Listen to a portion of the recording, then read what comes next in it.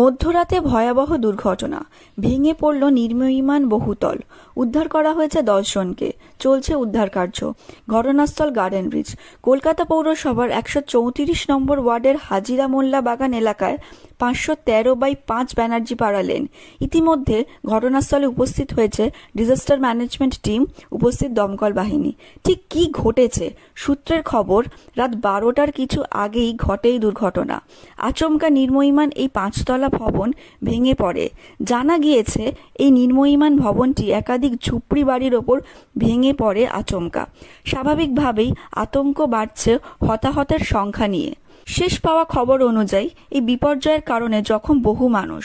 উদ্ধার করা হয়েছে অন্তত 10 জনকে, চলছে উদ্ধার কার্য। পরিস্থিতির বিচারে অ্যাম্বুলেন্স পরিষেবা প্রস্তুত। আজ সকালে ঘটনাস্থলে মুখ্যমন্ত্রী আসার কথা আছে।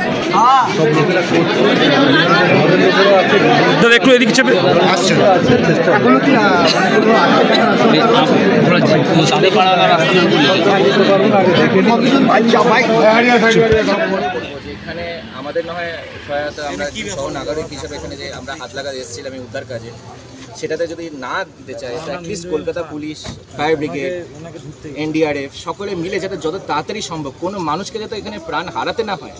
ইলিগ্যাল কনস্ট্রাকশন ছিল, সেটা কোলাপস করে গেছে, তার পাশে মানুষ মারা যাচ্ছেন না, এখনও পর্যন্ত ট্র্যাপড আছেন, বিভিন্ন তথ্য আসছে লোকালাইজ যারা রয়েছেন।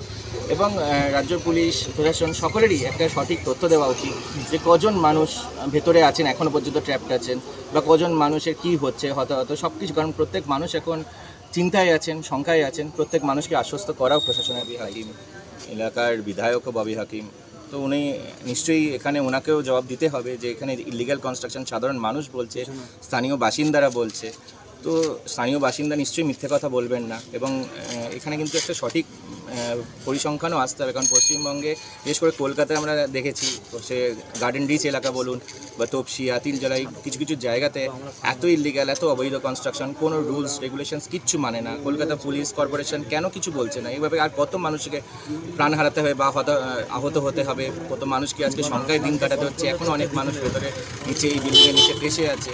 আজকে যদি প্রপার সিভিক্স ইনফ্রাস্ট্রাকচার থাকতো, সিভিক সিস্টেম থাকতো, রুলস অ্যান্ড রেগুলেশনস যদি সঠিকভাবে মানা হতো, কলকাতা পুলিশ যদি সঠিক নজরদারি করতো, তাহলে কিন্তু এই দিন, এই রাত এত শঙ্কায় কাটাতে হতো না।